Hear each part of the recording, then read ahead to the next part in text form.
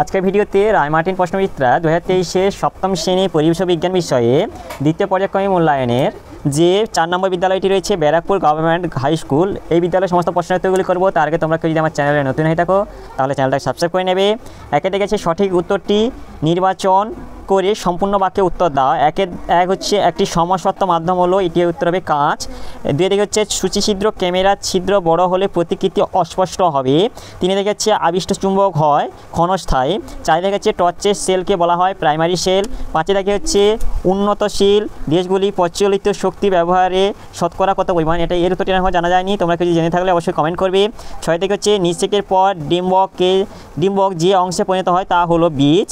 দুই দিকে হচ্ছে পূর্ণ বাক্যে সংক্ষিপ্ত উত্তর দাও। দুই দিকে এক হচ্ছে লম্ব আপতনের ক্ষেত্রে প্রতিফলক ও প্রতিফলিত রশ্মির মধ্যবর্তী কোণ কত, এটা হবে 0 হবে।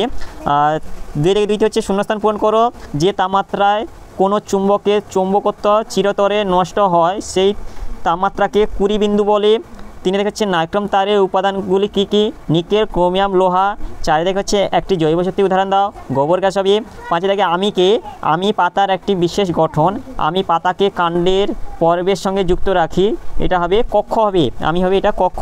তিনে দেখে হচ্ছে 2 বা 3টি বাক্যে উত্তর দাও যে কোনো একটি। তিনে দেখে এক হচ্ছে সদ্বিম্ব বা অসদ্বিম্বের মধ্যে পার্থক্য নিরূপণ করো, এর উত্তরটি হলো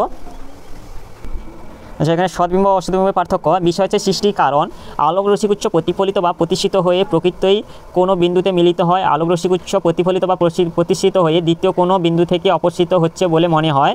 আলোকচিত্র গঠন, চোখে দেখা যায়, পর্দাতেও ফেলা যায়। প্রতিবিম্বের অবস্থানে ফটোগ্রাফিক প্লেট বা ফিল্ম রাখলে ছবি ওঠে। এরপরে অসৎবিম্ব হচ্ছে চোখে দেখা গেলেও পর্দায় ফেলা বা ছবি তোলা যায় না। বৈশিষ্ট্য সাধারণত বস্তু সাপেক্ষে উল্টো হয়, সাধারণত বস্তু সাপেক্ষে সোজা হয় এটা। এরপর তিনে থেকে দুইতে যেটা হচ্ছে বইয়ের পাতা সাদা ও খসখসে করা হয় কেন, এর উত্তরটি হলো বইয়ের পাতা খসখসে হলেও আলোর বিক্ষিপ্ত প্রতিফলন ঘটে, ফলে প্রতিফলিত রশ্মিগুলি বইয়ের পাতার লেখাগুলি চারিদিকে ছড়িয়ে পড়ে এবং প্রতিটি অক্ষর পড়া যায়।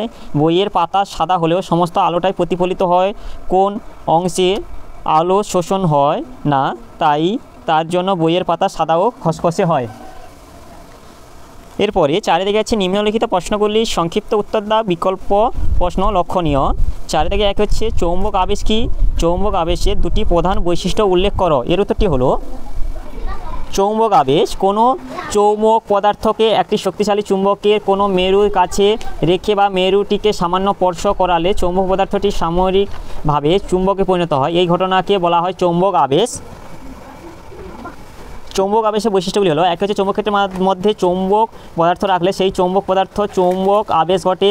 2 হচ্ছে আবিষ্ট চুম্বকত্ব অস্থায়ী আবেশী বা ধীরে ধীরে লোপ পায়। 3 হচ্ছে আবেশী চুম্বক যত শক্তিশালী হয় আবিষ্ট চুম্বক ও তত চুম্বকত্ব লাভ করে। চৌম্বক আবেশের ফলে চৌম্বক পদার্থের নিকটতর প্রান্তে বিপরীত ও দূরবর্তী প্রান্তে সমমেরু সৃষ্টি হয়। 5 হচ্ছে আবিষ্ট চুম্বকত্বের পরিমাণ চৌম্বক পদার্থের প্রকৃতির উপর নির্ভর করে। এরপরে অথবা এটা হচ্ছে একটি পরীক্ষা দ্বারা প্রমাণ করো যে দণ্ড চুম্বকের 2 প্রান্তে আকর্ষণীয় ক্ষমতা সবচেয়ে বেশি এবং মাঝখানে কোনো আকর্ষণীয় ক্ষমতা নেই, এর উত্তরটি করে নেব। এর উত্তরটি হবে একটি দণ্ড চুম্বক কিছুটা লোহা চূর্ণ একটি সাদা কাগজ নিয়ে কাঠের টেবিলের উপর সাদা কাগজ পাতার পর লোহা চূর্ণগুলি ছড়িয়ে রাখা হলো।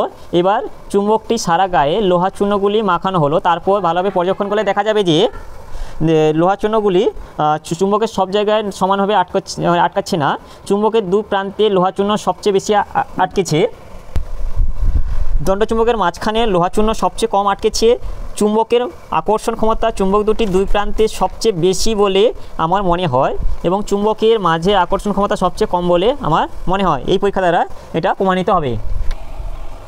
এরপরে 2 দিকে হচ্ছে কাঠ তড়িতের অপরিবাহী কেন, এরপর প্রশ্নটা হচ্ছে বদ্ধ এবং মুক্ত বর্তনী বলতে কি বোঝায়, এর উত্তরগুলি করে নেব।